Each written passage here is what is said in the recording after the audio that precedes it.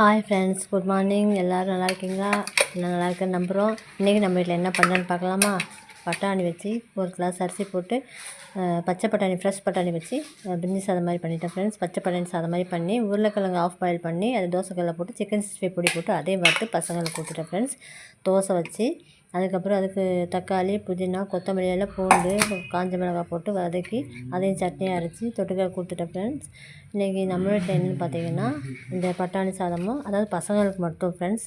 ஏன்னா குழம்பு சாதம் கொடுத்து விட்டா பசங்க வந்து ரிட்டன் திருப்பி இப்படி பாதி வந்துடுது. எனக்கு திருப்பி இல்லாதனால நான் இப்படி அவங்களுக்கு கொடுத்து விட்டுட்டு அதுக்கப்புறம் ஒயிட் ரைஸும் குழம்பு வச்சுருவேன். வச்சுட்டு பசங்க ஈவினிங் வருவாங்க பார்த்தீங்களா?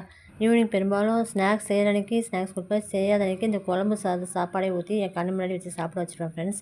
ஏன்னா எனக்கு அப்போ தான் திருப்தி ஆகும். ஏன்னா டிஃபன் பாக்ஸில் கொடுக்குறது கொஞ்சம் தான், அதில் பாதி சாப்பிட்டு பாதி கீழே போடும்போது எனக்கு மனசு கேட்க மாட்டேங்குது ஃப்ரெண்ட்ஸ். அதனால் என் கண்ணு முன்னாடி அந்த குழம்பையும் சாப்பாட்டையும் அந்த காயையும் வச்சு கொடுத்து என் முன்னாடி சாப்பிட்றது எனக்கு பெஸ்ட்டாக தோணுச்சு ஃப்ரெண்ட்ஸ். அதனால தான் நான் கீப்பப் பண்ணிவிட்டு வரேன். இருந்தாலும் ஒரு காய் வச்சு எப்படி டிஃபன் பாக்ஸில் கொடுத்து விட்ருவேன்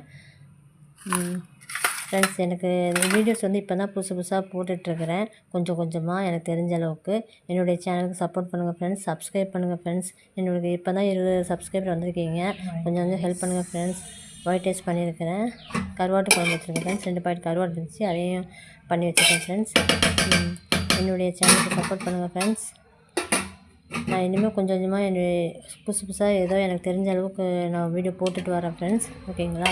எனக்கும் கமெண்ட்ஸில் சொல்லுங்கள், இது மாதிரி பண்ணுங்கள் அது மாதிரி பண்ணுங்கன்னு. நான் அதே மாதிரி பண்ணுறேன். ஓகேங்களா?